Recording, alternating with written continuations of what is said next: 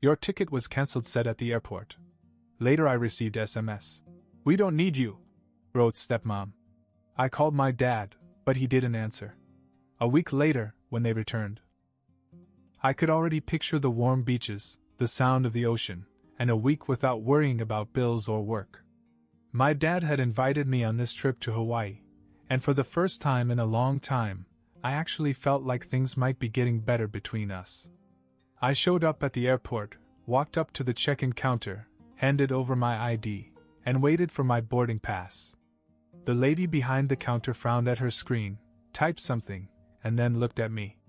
Your ticket has been cancelled. I let out a short laugh. That must be a mistake. My dad booked it. She checked again. No, it was cancelled this morning. You'll have to talk to the person who booked it. I stepped back, my mind racing. My first thought was that there had to be some kind of mix-up. Maybe my father had rebooked me on another flight. Maybe there was a scheduling problem. Then my phone buzzed. A text message. From Melissa. We don't need you, she wrote. Enjoy your little apartment. I just stared at the screen. It didn't make any sense. My heart was pounding and my fingers felt numb. I hit call. No answer. I called again. Straight to voicemail. I tried texting my dad. Call me. What's up? Nothing. That's when it hit me. This wasn't a mistake. They had planned this. Melissa never wanted me there. She just had my dad invite me, probably just to mess with me. And my dad? He let it happen. He had booked me a ticket, promised me a trip, and then just like that allowed her to take it away. I turned and walked out of the airport, my head spinning. A mixture of anger, humiliation, and disbelief washed over me all at once. I thought about the last few years. Since my dad had married Melissa, things had gone downhill fast. She had 2 children, 9-year-old twins, Max and Jake. And from the moment they moved in, my life had changed. At first, I tried to be civil. I wanted to make it work. But Melissa made sure I was nothing more than free labor in my own home. If she needed someone to watch the kids, that was my job. If they made a mess, I had to clean it up. And if I said no, I was ungrateful, selfish, or lazy. Every little thing turned into a fight, and my father always took their side. I tried to hold on for a while, thinking maybe things would calm down. But they didn't. It just got worse. As soon as I could afford it, I moved to a small, crappy apartment across town. It wasn't much, but at least it was mine. The only person I kept in touch with was my father. Melissa acted like I didn't exist except when she needed me to watch the twins. Then suddenly I was part of the family. Again. And now this. They made me believe things would get better. They made me think, just for a second, that maybe I still mattered to my dad. Then they ripped it all away just to watch me fall. My phone buzzed again. Another text from Melissa. Stop calling. Dad's busy. Move on. I gritted my teeth and shoved the phone into my pocket. They thought I was useless now. That's why they did this. They didn't need me for anything right now, so they threw me away like garbage. But they would need me again. They always did. And I would be ready. I sat in the back of the cab, gripping my phone so tightly my knuckles were white. The driver looked at me in the mirror, but didn't say anything. He was probably used to seeing angry passengers. I couldn't believe it. They had actually done this to me. My dad had let this happen. I pulled out my phone again and stared at the latest message from Melissa. We don't need you. Enjoy your little apartment. The words were burned into my brain. I wanted to call again, to demand an explanation, but I knew I wouldn't get one. If my father had wanted to explain, he would have picked up the phone. Instead, he let her do it. I wasn't even worth talking to. The anger in my chest only grew. I thought about how many times I had helped them. How many times they had dumped Max and Jake on me, expecting me to drop everything. They always made it seem like I had no choice, like I owed them. But now, suddenly, I was nothing to them? I looked out the window, barely paying attention to where the cab was taking me. I had just enough money to get home, and the thought of walking into my tiny apartment alone, broke, and betrayed made me sick. I thought of all the times Melissa had used me. Like when she and my dad wanted to go on a date, and she called me, pretending to be nice. "Oh, Alan, we'd love for you to spend some time with your brothers." Brothers. That's what she called them. As if we were actually related. And if I said no? Then I got the guilt trip. "Your dad works so hard for you and you can't even do this one thing for him?" Every time I gave in. Because I didn't want to be the bad guy. Because I thought if I just went along with it, maybe things would get better. What a joke. By the time the cab pulled up to my apartment, I had made up my mind. I wasn't going to beg for their approval anymore. I wasn't going to answer when Melissa called. And when not, if they needed something from me again, I wasn't going to be there. I slammed the door behind me and threw my bag on the couch. The room was silent, except for the faint hum of my refrigerator. Then I smiled to myself.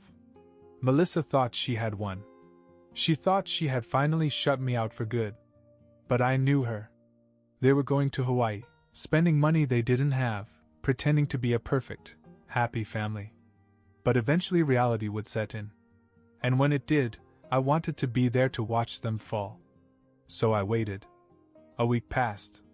I went to work, kept my phone on silent, and ignored the tiny glimmer of hope that maybe, just maybe, my dad would reach out. He didn't. Then, on the 10th day, my phone buzzed. Melissa's name flashed on the screen. I let it ring. She called again. Then a third time. Then my dad's name came up. I took a deep breath before I answered. "Alan," my dad said. His voice sounded distant. Worried. "We need to talk."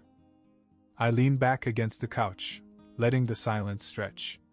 My dad had finally called. A week ago, they had dumped me like trash. Now, suddenly, they needed to talk? I wasn't about to make this easy for him. "What's up?" I asked, keeping my voice flat. There was a pause. "Listen, son. We have a bit of a problem." I almost laughed. "Of course they did." "Yeah? Yeah," he sighed. "Can you come by the house? It's important." I had half a mind to tell him to screw off. But something in his voice made me curious. This wasn't just them calling to pretend to care. Something was wrong. "Fine," I said. "I'll be there in an hour." I hung up before he could say anything else. When I pulled up to the house, the first thing I noticed was how messy it looked. The curtains were drawn, and the lawn was overgrown, like no one had touched it in weeks. That was strange. Melissa ran this house like a dictator. Everything had to be spotless. I knocked on the door. No answer. I knocked again, harder this time. Finally, the door cracked open, and Melissa stood there. But she didn't look like herself. Her hair was a mess, and she wasn't wearing any makeup. For the first time ever, she actually looked tired. "Come in," she muttered, stepping aside. Inside, the house was a disaster. Dishes piled up in the sink, toys scattered everywhere, and a weird smell lingered in the air. It was nothing like the spotless home I remembered. I turned to my dad, who was sitting at the kitchen table, rubbing his temples. He looked years older than when I last saw him. "All right," I said, crossing my arms. "What's this about?" Dad glanced at Melissa, and she sighed heavily before speaking. "We got robbed." I raised an eyebrow. "Robbed?" She nodded. "Someone broke in while we were in Hawaii. Took cash, jewelry, and my phone." I frowned. "Why was there cash in the house?" Dad let out a long breath. We were keeping some aside. A lot, actually. For bills. And now it's gone." I almost laughed. They had money problems before, but this was next level. "That sucks," I said, shrugging. "What do you want me to do about it?" Melissa narrowed her eyes. "You could show some sympathy." I gave her a look. "Sympathy? After what they did to me?" "Did you call the cops?" I asked. Dad nodded. Yeah, but there's not much they can do. No cameras, no witnesses. We're screwed. Melissa took a deep breath and folded her arms. We need help, Alan. I waited, letting the silence hang in the air. Then it clicked. They weren't just telling me this for fun. They were asking for money. A week ago, I wasn't even worth a damn plane ticket. Now they were looking at me like I was their last hope. Unbelievable. I let out a short laugh. You're serious? After everything, you're coming to me for money? Dad shifted in his seat, avoiding my eyes. Melissa clenched her jaw. Look, we wouldn't be asking if we had another option. Well, you do, I said. Get jobs. Melissa's face turned red. You little. Dad put a hand on her arm, stopping her. Alan, please. We're in a tough spot. I just stared at them. This was karma punching them right in the face. I could have left right then and there. I should have. But something in me wanted to see just how desperate they'd get. So, I kept my expression neutral and said, I'll think about it. Melissa exhaled sharply, like she wanted to scream at me. Dad just nodded, probably relieved that I didn't say no outright. Fine, Melissa snapped. But don't take too long. We don't have time to waste. I smirked. Oh, this was going to be fun. I walked out of their house with a grin I couldn't hide. Melissa looked like she wanted to throw something at my head, and my dad, well, he was too tired to even argue. They were desperate. And I wasn't going to make this easy for them. I took my time, thinking about it. A day passed. Then another. I ignored their texts. Let their calls go to voicemail. If they were struggling, good. Let them sweat. Then, on the third day, something unexpected happened. I got home from work late, grabbed some takeout on the way, and was just about to dig in when there was a knock at my door. I wasn't expecting anyone. I checked my phone. No missed calls. Another knock. Louder. I sighed, got up, and opened the door. It was my dad. And he looked bad. His shirt was wrinkled, his hair was a mess, and his face was pale like he hadn't slept in days. I'd never seen him like this before. Can I come in? He asked quietly. I stepped aside, still trying to process the fact that he was actually here. He walked in, glanced around my tiny apartment, and sat down on the couch. He didn't say anything at first, just rubbed his hands together, like he was working up to something. Dad, what was going on? I finally asked. He let out a slow breath. I lost my job. That caught me off guard. You what? He leaned forward, elbows on his knees. Got back from Hawaii, went in the next day, and they let me go. Cutbacks. I blinked. So wait, you came to me for money knowing you were already broke? He didn't answer, which was answer enough. I let out a short laugh. Wow. So you guys went to Hawaii, knowing you couldn't afford it, and now you expect me to clean up the mess? His face twisted. Melissa didn't know. I frowned. What? He sighed. I didn't tell her. I don't know, I thought I could figure something out when we got back. But now, with the robbery and everything else, we're screwed. I sat back, letting that sink in. So not only was Melissa panicking about the robbery, but she didn't even know that my dad had lost his job. This just kept getting better and better. So what do you want from me? I asked, crossing my arms. He hesitated. Just a loan. To keep things steady for a while. Until I find something else.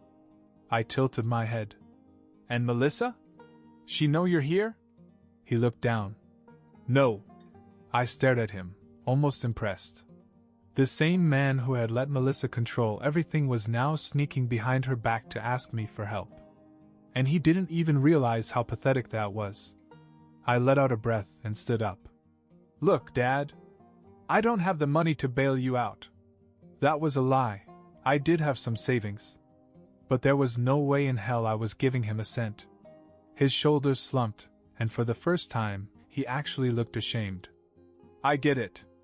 I walked him to the door. Good luck. I said. He gave me a small nod, then left without another word. As soon as he was gone, I grabbed my phone and waited. Because I knew one thing for sure, Melissa was going to find out. And when she did, it was going to be glorious. I barely had time to grab my morning coffee before my phone exploded with notifications. 10 missed calls, 3 voicemails, and an angry text from Melissa. You think you're smart, huh? You think you can play games with us? You have no idea what you've done. I smirked. Oh, this was going to be good. I took my time, made breakfast and finally hit play on the first voicemail. At first all I could hear was static and heavy breathing, then Melissa's voice came through, shaking with anger. You think this is funny? Your father lied to me. I just found out he lost his damn job and now we have nothing. Nothing, Alan. And you knew, didn't you? You let me beg you for money while you sat there laughing. I actually laughed out loud. That was better than I expected. I played the second voicemail. You're a selfish little bastard. After all we did for you. I skipped the rest. Then the third voicemail. This time it was my dad. His voice was quiet. Tired. Alan, I don't know what to say. Melissa is angry. She left. I froze. What? I played the message back to make sure I heard it right. Melissa left? That wasn't part of the plan. I expected her to yell at me, threaten me, maybe even show up at my door with more demands. But leaving? I never thought she'd actually leave. I called my dad back and he picked up right away. It's over, he said. What do you mean? He sighed, sounding like he hadn't slept all night. She packed a bag. Took the twins. Said she's staying with her sister. I don't know if she's coming back. I stared at the wall, trying to process. Melissa was gone. I wasn't sure how I should feel. On the one hand, it was exactly what she deserved. She had spent years making my life miserable, turning my dad against me, using me like a free babysitter. Now she had nothing. But on the other hand, this wasn't just a tantrum. She really left. What are you going to do? I asked. Dad took a slow, shaky breath. I don't know. For the first time in years, he sounded completely lost. No Melissa to boss him around. No twins to take care of. No family under his roof. Just him. Alone. In that big, messy house. And me? I didn't feel sorry for him. Not even a little. That was the mess he made. And now? He was finally going to live in it. Over the next few days, I expected Melissa to call again. Maybe to yell, maybe to demand that I fix what I started. Maybe to gloat that she and my dad were back together, and I was still the villain in her story. But she didn't. Instead, my dad kept calling. I ignored the first few, but eventually curiosity got the better of me. When I finally answered, he sounded different. Not angry. Not desperate. Just empty. Hey, Alan, he said, his voice hollow. Can we talk? I hesitated but sighed. Yeah, sure. He asked me to meet him at a diner near my place. That was weird, he never came to my side of town. When I got there, he was already sitting in a booth, stirring a cup of coffee, staring at nothing. He looked exhausted, like he had aged 10 years in a week. I slid into the seat across from him. All right. What's up? He rubbed his face and took a long breath. Melissa's not coming back. I raised an eyebrow. What do you mean? She's done. I talked to her last night, and she said she's moving out for good. She's taking the kids too. I blinked. Melissa actually left him. I mean, I knew they were a mess. I knew she was angry when she found out about the job and the money, but I figured she'd come crawling back once she realized she couldn't support herself. But no. She was really gone. And for the first time, my dad had no one. I watched him for a moment. He wasn't the same man who used to blindly defend her. He looked completely lost. So, I said carefully, what do you want from me? He gave a small, sad smile. Nothing. I didn't believe him. Come on, Dad. Every time you call, you want something. But he shook his head. Not this time. He looked down at his coffee, as if he didn't know how to say what he was thinking. Then he sighed. I screwed up, Alan. I didn't say anything. I let her control everything, he admitted. I let her push you out of the family, and I just let it happen. He looked up at me, guilt written all over his face. And now I don't have a family anymore. I swallowed, taken completely by surprise. My dad wasn't the type to admit things. He never owned up to anything. He always found a way to pass the buck. But now, he actually said it. He knew he screwed up. I should have been satisfied. That was what I wanted, right? For him to realize how much he hurt me? But instead I just felt strange. You made your choice, I finally said. You let them treat me like garbage for years, Dad. I tried. I really did. But you always supported her. He nodded slowly, as if he already knew what I was going to say. I know. And I'm sorry. I sat back and stared at him. The man who had always chosen her over me. The man who had let me walk away without a second thought. And now he was here. Alone. Apologizing. I didn't know what to do. I expected a fight. I expected him to argue, to beg, to apologize. But instead, he just sat there, defeated.